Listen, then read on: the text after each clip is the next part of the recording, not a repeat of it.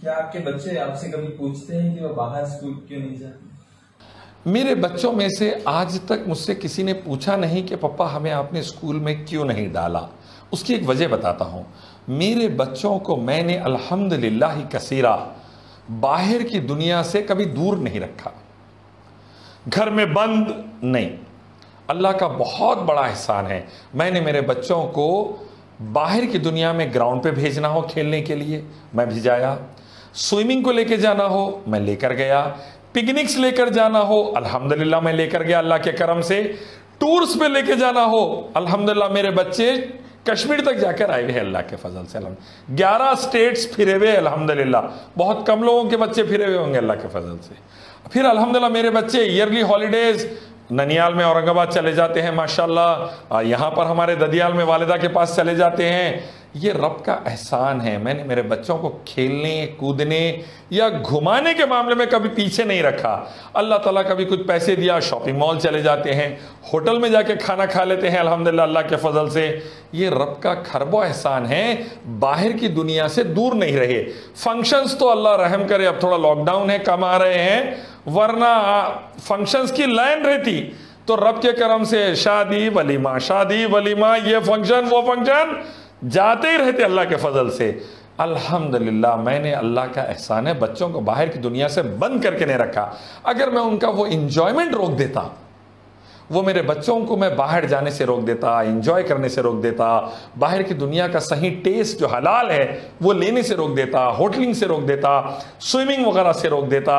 अल्हम्दुलिल्लाह मेरे पूरे बच्चे स्विमिंग करते हैं। लड़की अभी सीख थोड़ा हाफ हो गया, लेकिन मेरे पूरे बेटे स्विमिंग करते हैं अल्हम्दुलिल्लाह। वीडियो देखेंगे आप इंशाअल्लाह अल्लाह चाहे तो अल्हम्दुलिल्लाह अल्लाह का एहसान है। आप कराटे की प्रैक्टिस करते हैं, किक बॉक्सिंग की, वो पूरी किट घर में है अल्हम्दुलिल्लाह। तो अल्लाह का एहसान है, ये तमाम एक्टिविटीज़ में इतने मगन रहते हैं अल्लाह के करम से। कभी उन्होंने ये नहीं पूछा आप भेजे क्यों नहीं।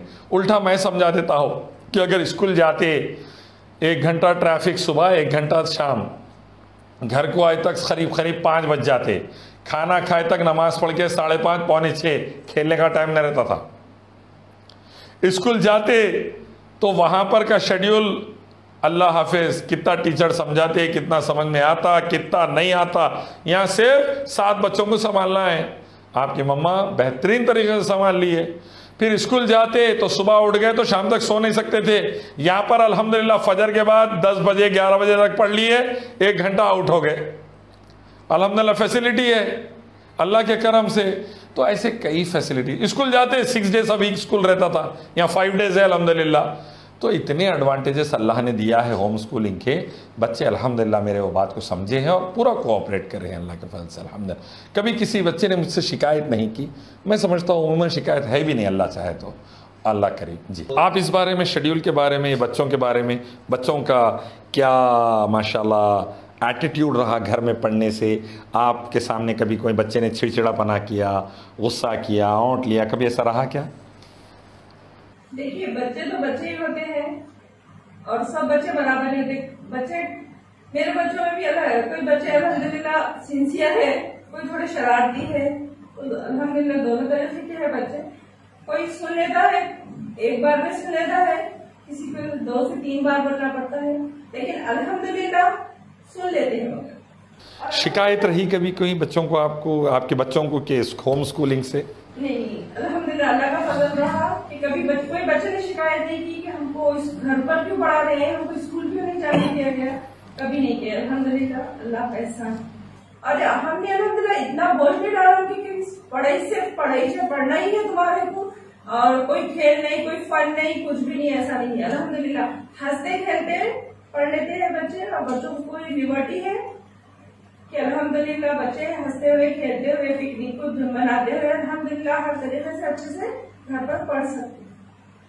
और देखिए अल्हम्दुलिल्लाह मैं एक बात बता दूं इसमें, अला बिज़िक्रिल्लाह तत्मइन्नुल क़ुलूब, दिल का, दिमाग का, रूह का, ज़िंदगी का सुकून अल्लाह के ज़िक्र में है। तो रोज़ाना जब फ़जर और कुरान हदीस होती है, स्कूल शुरू होता है, तो रब का एहसान अज़ीम अल्हम्दुलिल्लाह, अल्लाह के करम से दिल को, दिमाग को, रूह को एक सुकून रहता है पढ़ते वक्त। कोई ऐसा प्रेशर, कोई ऐसा, मैंने कभी बच्चों पर प्रेशर नहीं डाला, मैंने कभी बच्चों पर प्रेशर नहीं डाला अल्हम्दुलिल्लाह। क्वालिटी ऑफ एजुकेशन के लिए अल्हम्दुलिल्लाह मेरे 4 उसूल रहे हैं सदा। 4 उसूल क्वालिटी ऑफ एजुकेशन के लिए। पहला, रीडिंग अच्छी आना चाहिए। दूसरा, अंडरस्टैंडिंग हो जानी चाहिए सब्जेक्ट की। तीसरा, राइटिंग होनी चाहिए सब्जेक्ट की।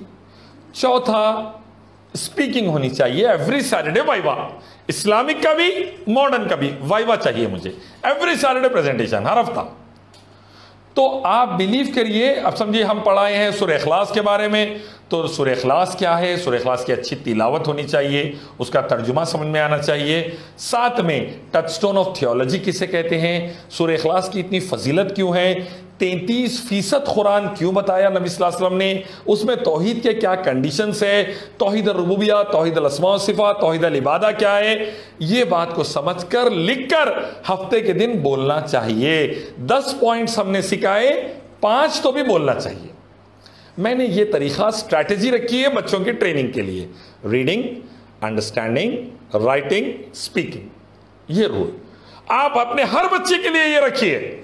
कोई भी सब्जेक्ट में, हम साइंस में समझिए लंग्स के बारे में पढ़ाए तो nose, bronchitis, bronchioles, lungs, functioning of lungs, providing oxygen, extracting carbon dioxide, और लंग्स के ऊपर जो सब्सटेंट अब्यूज का असर पड़ता है जैसा कि टोबैको, अल्कोहल, एटसेट्रा एटसेट्रा, ये हमने ये तमाम चीज़ों को साफ तौर पर पढ़ाते हैं, रीडिंग करवाते हैं, अंडरस्टैंडिंग होती है ग्राफिक्स के जरिए, 3D ग्राफिक्स के जरिए मैं आपको बताऊंगा कैसे वीडियोस हैं, कैसे ग्राफिक्स पिक्चर्स हैं, फिर माशाल्लाह उसकी राइटिंग करवाते हैं। और अल्लाह का एहसान, सैटरडे बच्चा स्पीकिंग करता है। और इसकी ब्यूटी ये है, 8 क्लास के बाद हम नोट्स नहीं देते, बच्चा खुद ही नोट्स लिख लेता अल्हम्दुलिल्लाह। एक्सप्लेनेशन करवाते, रीडिंग करवाते हैं, नोट्स बच्चे नहीं बना ले रहा है अल्हम्दुलिल्लाह। और रब का एहसान अजीम अल्हम्दुलिल्लाह कि बच्चे जब ये पूरी टेक्निक के साथ पढ़ते हैं, इंजॉय करते हुए पढ़ते हैं। उनके सैटरडे के प्रेजेंटेशंस आप देखिए, इस्लामिक और मॉडर्न के 30-30 सेकंड्स के मैं क्लिप्स डालूंगा, जरूर वॉच करिए, इंशाल्लाह फायदा रहेगा आपके बच्चों के लिए। अल्हम्दुलिल्लाहि रब्बिल आलमीन वस्सलातु वस्सलामु अला रसूलिहि करीम व अला आलिहि व अस्हाबिहि अजमईन। अऊज़ु बिल्लाहि मिनश शैतानिर रजीम। बिस्मिल्लाहिर रहमानिर रहीम। मा कान मुहम्मदुन अबा अहदिन मिन रिजालिकुम वलाकिन रसूलुल्लाहि व खातमन नबिय्यीन व कान अल्लाहु बिकुल्लि शैइन अलीमा। बिस्मिल्लाहिर रहमानिर रहीम। लक़द कान लकुम फ़ी रसूलिल्लाहि उस्वतुन हसना। बिस्मिल्लाहिर रहमानिर रहीम। वमा अरसलनाका इल्ला रहमतन लिल आलमीन। रब्बि इश्रह ली सदरी व यस्सिर ली अमरी वहलुल उक़दतम मिन लिसानी यफ़क़हू क़ौली। अस्सलामु अलैकुम व रहमतुल्लाहि व बरकातुहू। अलैकुम अस्सलाम व रहमतुल्लाहि व बरकातुहू। اليوم سنناقش ما قدمه النبي محمد صلى الله عليه وسلم للناس. والله في الواقع محمد صلى الله عليه وسلم هو أفضل البشر، إنه أفضل قدوة. أنس، ما هو أفضل الشيء قدمه النبي محمد صلى الله عليه وسلم للناس؟ الأمر الأول الذي أعطاه محمد صلى الله عليه وآله وسلم للبشرية هو الخضوع لله الواحد وحده.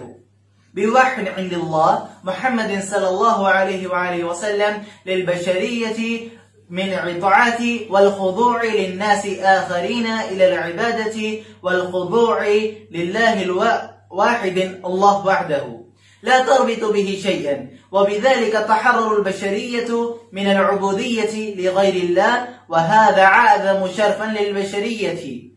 التسليم مبدأ مهم وقائم على الإيمان بالله، والإيمان بالله هو الإيمان بأنه تعالى هو الإله الحق، لا يستحق غيره العبادة إلا هو، حتى يكون تعالى هو الرب وملك كل شيء، أنه سبحانه وتعالى قال تبارك وتعالى في القرآن الكريم في سورة البقرة: بسم الله الرحمن الرحيم: قالوا سبحانك لا علم لنا إلا ما علمتنا إنك أنت العليم الحكيم.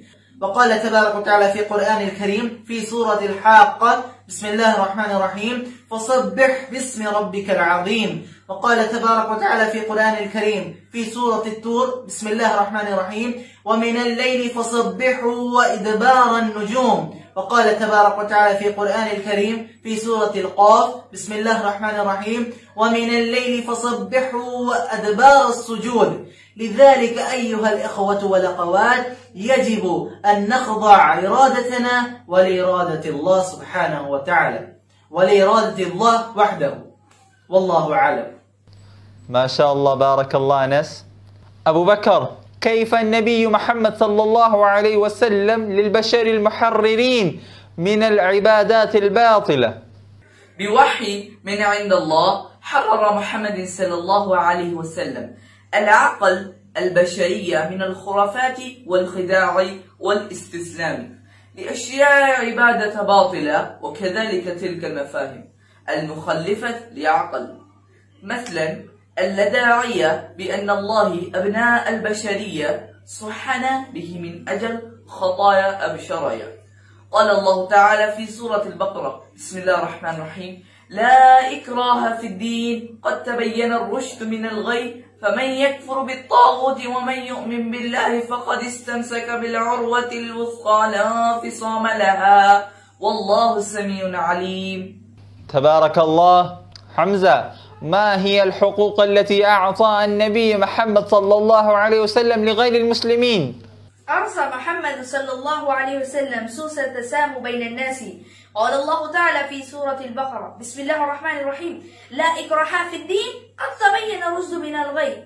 كما أوضح محمد صلى الله عليه وسلم حقوق غير المسلمين الذين لا يشينون حربا على المسلمين، يضمن حماية أرواحهم وأولادهم وممتلكتهم وشرافهم. حتى اليوم في العديد من البلدان الإسلامية هناك مواطنون يهود ومسيحيون يعيشون في سلام وأمن. نظر الله وفقكم الله. حسين، أعطى الدليل محمد صلى الله عليه وسلم رحمة للأمة جمعا. قال رسول الله صلى الله عليه وسلم: كان محمدا رحمة بعثه الله جميع الشعوب بغض النظر عن العرق المعتقد إن تعليمية تشمل رحمة حتى للطيور والحيوانات والنهى عن إيذائها بغير الحق. صحيح البخاري. قال الله تعالى في سورة الأحزاب: بسم الله الرحمن الرحيم: ما كان محمد أبا أحد من رجالكم ولكن رسول الله وخاتم النبيين وكان الله بكل شيء عليما. حياك الله. زاد، قل لي أنه لا فرق بين الأنبياء. قال الله تعالى في سورة الأحزاب: بسم الله الرحمن الرحيم: لقد كان لكم في رسول الله أسوة حسنة. قال صلى الله عليه وسلم: أكمل المؤمنين إيمانا أحسنهم خلقا. الله يجزيك. اللهم اهدنا الصراط المستقيم. يا ربي وفقنا وألف بيننا. اللهم ارزقنا الهداية والسعادة. اللهم إنا نسألك المعافاة في الدنيا والآخرة. اللهم إنا نسألك العفو والعافية في الدنيا والآخرة يا ذا الجلال والجمال والإكرام. سبحانك اللهم وبحمدك أشهد أن لا إله إلا أنت أستغفرك وأتوب إليك. السلام عليكم ورحمة الله وبركاته. وعليكم السلام ورحمة الله وبركاته. If rape is committed using the threat of a weapon, or if the woman is abducted forcefully, then it becomes a case of haraba, terrorizing the people. The punishment for it is given in the following verse: the recompense of those who wage war against Allah and His Messenger and do mischief in the land, they shall be killed or crucified, or their hands and their feet be cut off, or be exiled from the land. This is their disgrace in this world, and their great torment is there in the hereafter. Surah Ma'idah chapter 5 verse 33. No matter how many new laws they bring, no matter how many amendments they make, no matter how many new rules they implement, it won't be of any benefit. Rather, they are wasting the time in doing so. And the perpetrators and criminals are freely on the loose. It's high time that they should learn a lesson from all the previous cases and solve it accordingly. Because man-made laws can't guarantee safety and security of anyone. Rather, its implementation will harm an individual and the complete society. I want to discuss with you my scientific presentation on the topic, the cell membrane. Now what happens when you swim towards an animal cell in your body? The first thing you will encounter is the gatekeeper of the cell membrane. The cell membrane are found in both plants and animal cells. The cell membrane is squishy and important.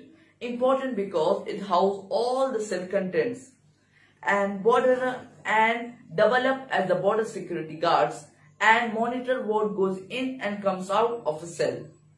Today I will discuss with you my scientific presentation on the topic epithelial tissue. We are basically made up of 4 types of tissue: epithelial tissue, muscular tissue, connective tissue, and nervous tissue. The first is epithelial tissue. You can think of them as a thin packing or covering material of everything in our body. So if you look at yourself in the mirror, most of what you see is the epithelial tissue. So what are they? They are the covering and protecting tissue of our body. I'll discuss with you my scientific presentation on the topic, the internal organs of our body. A rich supplier of blood and oxygen. Oxygen is very essential for the brain. If oxygen supply would be stopped for a few minutes, it will damage to the brain. Heart. Our heart is reddish brown organ. It pumps and gives blood to the part of the body